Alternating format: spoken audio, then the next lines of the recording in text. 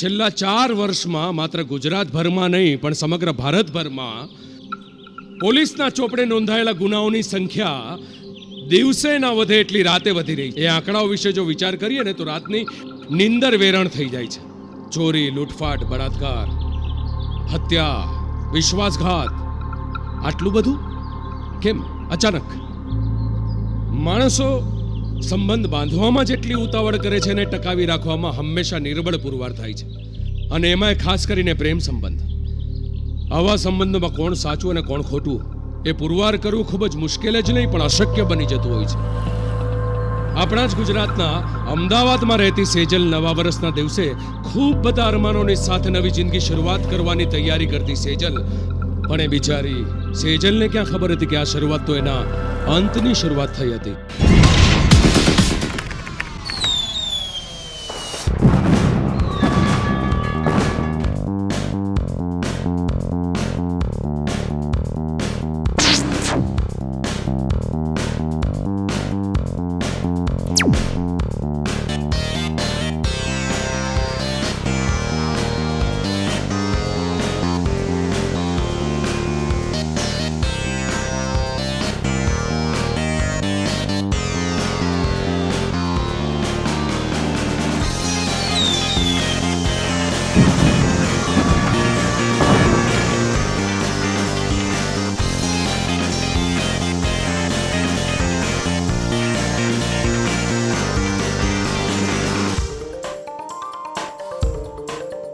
અરે આ રણજીત કેટલા આવ્યો?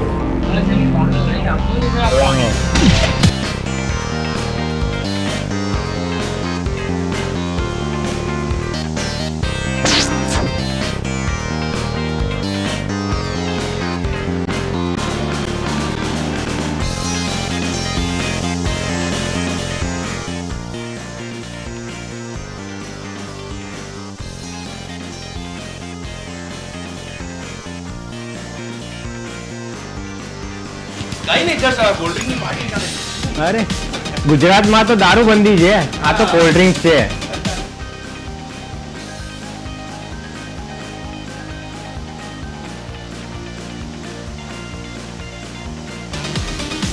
આ બધા મારા કોલેજના ફ્રેન્ડ છે. એકલા 30 વર્ષની પાર્ટી ઉજવતા હતા.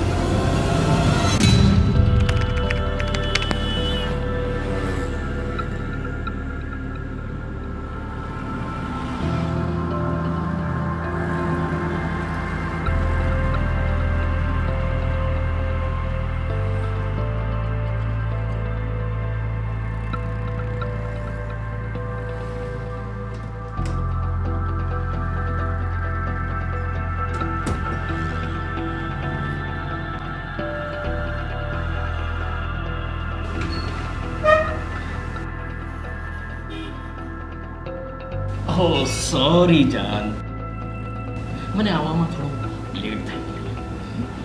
થોડું ના ના, તમે તો કાયમની જેમ સમયસર જ આવ્યા છો. હાય હાય હાય હાય હાય, ગુસ્સામાં તો તું વધારે સુંદર લાગે છે. બસ બસ, હવે મસ્કા મારવાનું બંધ કરો. અને આવતીકાલે તારા ઘરે જઈને આપણે લગ્નની વાત કરીશું. હા, ખરેખર મારી જાનના સમ.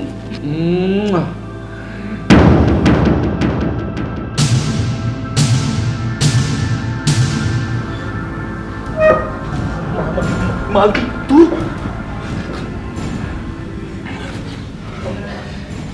કોણ છે આ?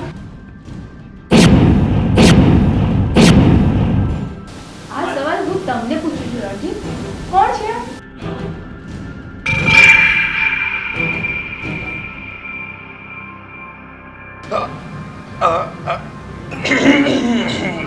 કેમ બોલતા જીભ નથી ઉપડતી? હું આની પત્ની છું.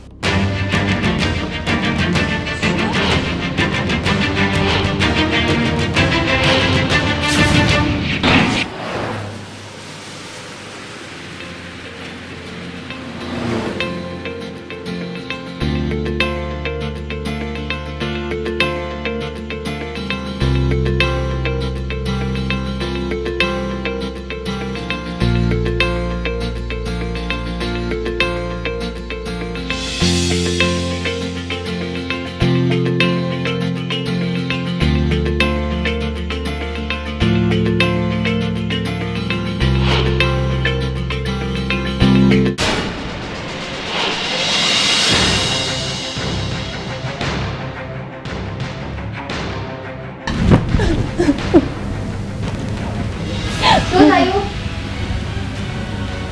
શું થયું? શું થયું કહીશ? મોટીભાઈ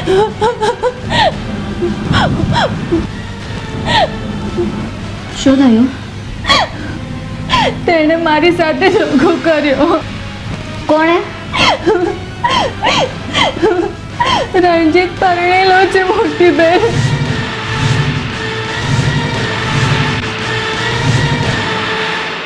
શું વાત કરે છે?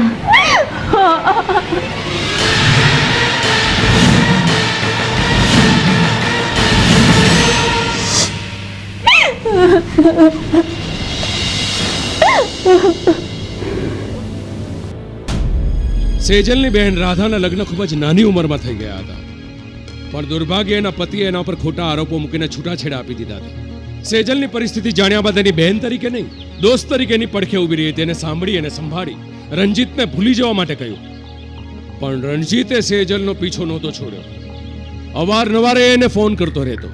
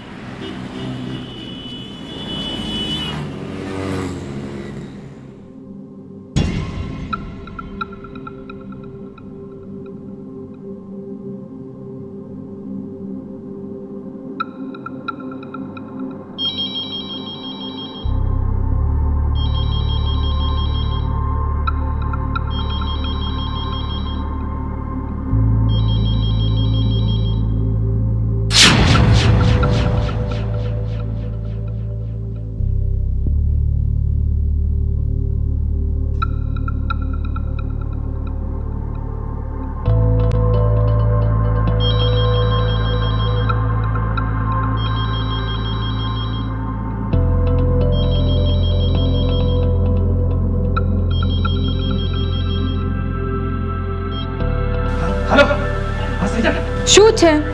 શા માટે મારી પાછળ પડ્યો છે? સેજલ પ્લીઝ પ્લીઝ યાર તું મને એક વખત તો મોકો આપ પ્લીઝ. હું તને મળવા નથી માંગતી.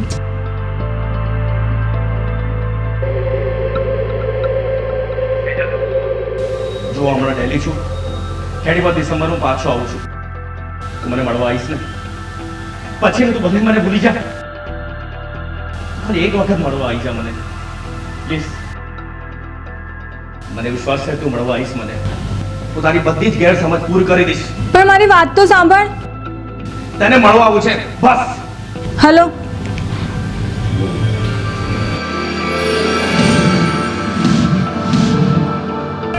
રણજીતનો ફોન હતો ને? એને મળવાની કોઈ જરૂર નથી.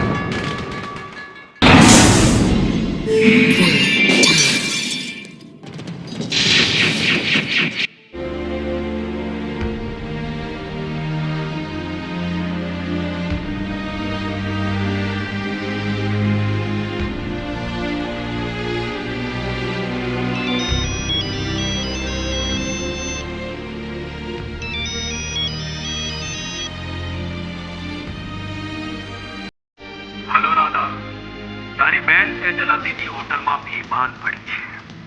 લઈ જજે રૂમ નંબર 10 માંથી. કોણ સમજી? કોણ હેલો હેલો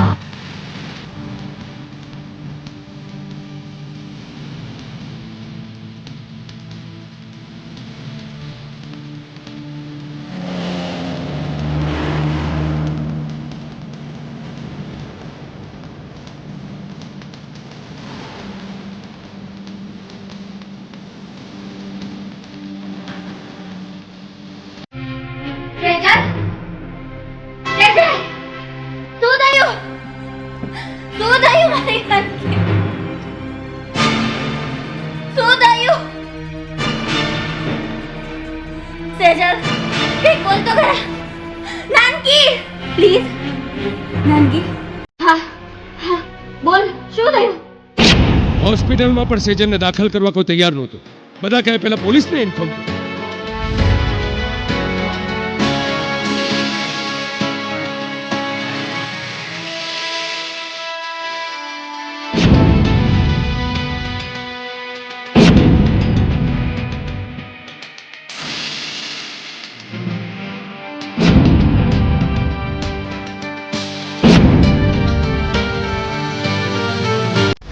રાધાએ વિગતવાર બધું જ જણાવ્યું. પોલીસ ઇન્સ્પેક્ટરે જ્યારે રાધાને જે નંબર પરથી ફોન આવ્યો તો ત્યાં ઇન્કવાયરી કરી તો ખબર પડી કે સામેવાળો તો મોટા માણસનો દીકરો છે.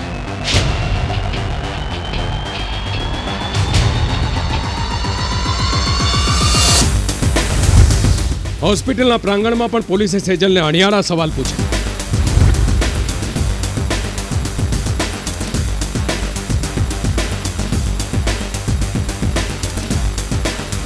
ઇન્સ્પેક્ટરે હોટલની રૂમ જોવા ગયા.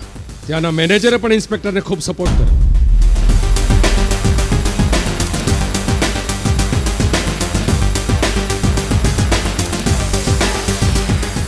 રણજીતની પહોંચથી એના પૈસાથી બધા જ વેચાઈ ગયા હતા. બધા જ.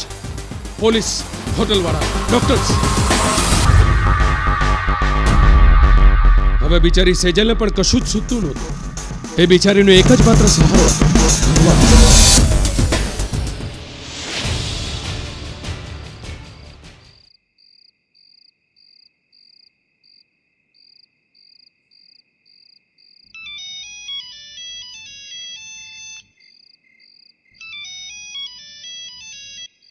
હેલો સાંભળે છોકરી, પોલીસના ચક્કરમાં નહીં પડ. કોણ અમે તને 10 લાખ રૂપિયા આપીશું. તું સેજલના લગ્ન કરાવી કોણ? નાખ 4 રૂપિયામાંથી. હેલો સમજી? હેલો નહીં તો હેલો હેલો હેલો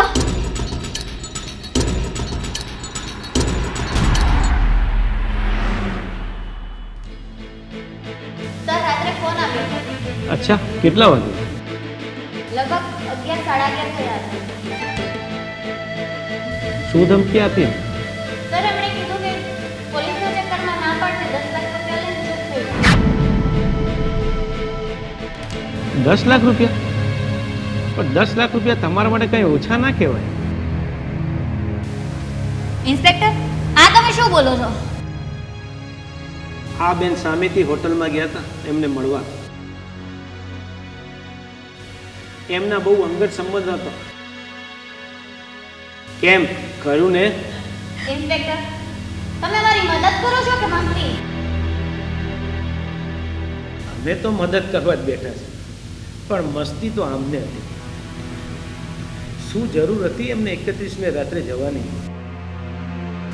અને હા, શું જરૂર હતી એમને ડ્રિંક પીવાની? મેં ડ્રિંક નથી લીધું. એ લોકોએ મને જબરજસ્તી પીવડાવી હતી. મેં ડ્રિંક નથી લીધું. પણ તાળી એકાદ ના પડે મેડમ.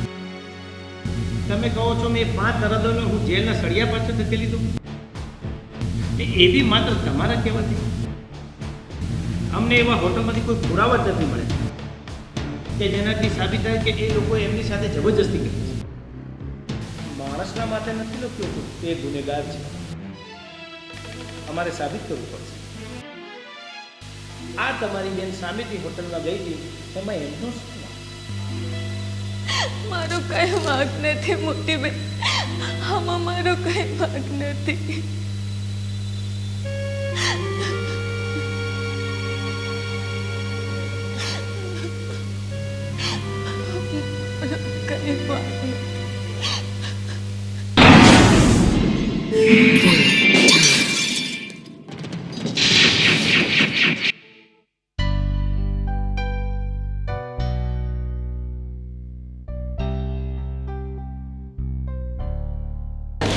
માણસ જેમની ઉપર વિશ્વાસ રાખીને બેઠું હોય એ જ વિશ્વાસઘાત કરે તો એ કોને કહે? મમ્મી એ બધી વાત છોડ અત્યારે.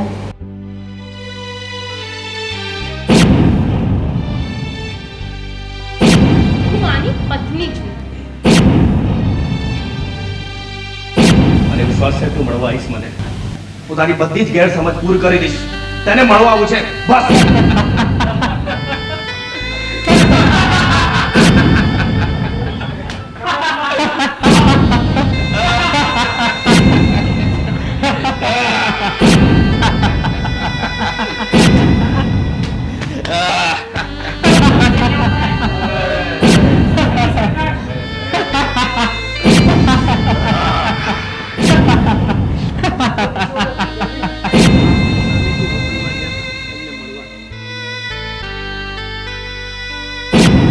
એમના બહુ અંગત સંબંધ હતો. શું જરૂર હતી એમને 31 ને રાત્રે જવાની? બેટા સે ચલે જવા. ના મમ્મી હું એને જ બોલાવા દઉં. ભલે. સેજલ, સેજલ, આજે શું કર્યું? મમ્મી, પપ્પા, આ શું કર્યું? સેજલ, ઓ સેજલ, તે શું કર્યું બેટા? હે ભગવાન!